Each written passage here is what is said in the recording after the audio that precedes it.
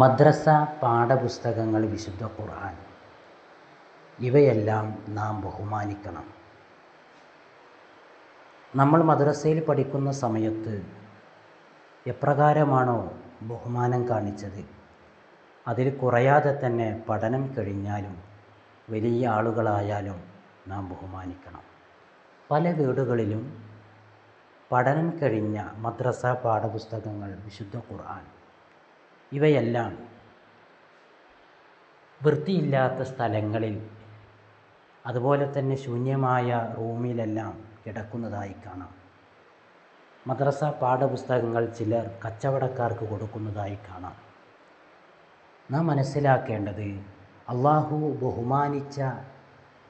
അള്ളാഹു ബഹുമാനിച്ചതിനെ ബഹുമാനിക്കുമ്പോൾ മാത്രമാണ് നമ്മൾ പൂർണ്ണ മുഅ്മിനാവുക. വമൻ യുഅള്ളിം ശആഇറല്ലാഹ് ഫഇന്നഹാ മിൻ തഖ്വൽ ഖുലൂബ്. അള്ളാഹു ബഹുമാനിച്ചതിനെ ബഹുമാനിക്കുന്ന വ്യക്തികൾ, അവർക്കാണ് ഈമാനിൻ്റെ അകക്കാമ്പുള്ളത്.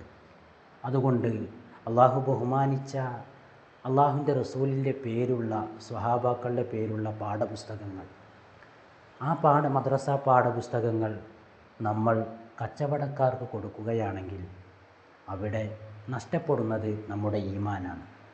കാരണം അവർ അത് മറ്റു പല കാര്യങ്ങൾക്ക് വേണ്ടിയും, അവരുടെ കച്ചവടപരമായ കാര്യങ്ങൾക്ക് വേണ്ടി അതിനെ ഉപയോഗിക്കുമ്പോൾ അതിൻ്റെ എല്ലാം ഉത്തരവാദി നാം ആയിത്തീരും.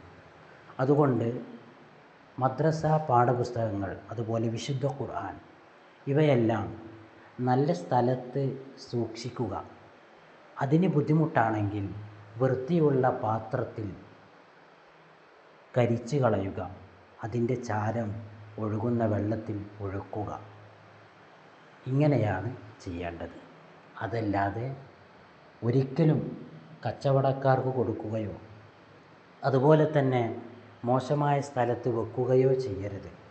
കാരണം ഓരോ പാഠപുസ്തകങ്ങൾ നാം വായിച്ചു നോക്കുകയാണെങ്കിൽ അതിൽ നബി തങ്ങളുടെ പേര്, പ്രവാചകന്മാരുടെ പേര്, അതുപോലെ അള്ളാഹുവിൻ്റെ പേര് തുടങ്ങിയ നാം ബഹുമാനിക്കേണ്ട പേരുകൾ, ചരിത്രങ്ങൾ, സംഭവങ്ങൾ, ഇതെല്ലാം നമുക്ക് പാഠപുസ്തകത്തിൽ കാണാൻ സാധിക്കും. അതുകൊണ്ട് നമ്മൾ യഥാർത്ഥ മുഅ്മിനീങ്ങളാവണമെങ്കിൽ അള്ളാഹു ബഹുമാനിച്ചതിനെ നാം ബഹുമാനിക്കുക. അള്ളാഹു ബഹുമാനിച്ചതിനെ ബഹുമാനിക്കാതിരുന്നാൽ നമ്മുടെ ഈമാൻ നഷ്ടപ്പെടും. നല്ല ഒരു മുഅ്മിനായി ജീവിക്കാൻ, മരണപ്പെടാൻ നമുക്ക് സാധിക്കുകയില്ല.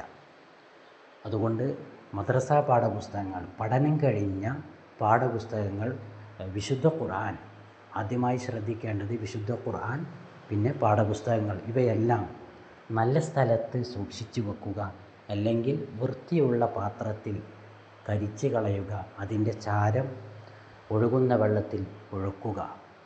ഇങ്ങനെയാണ് പണ്ഡിതന്മാർ പഠിപ്പിക്കുന്നത്. ശ്രദ്ധിക്കുക.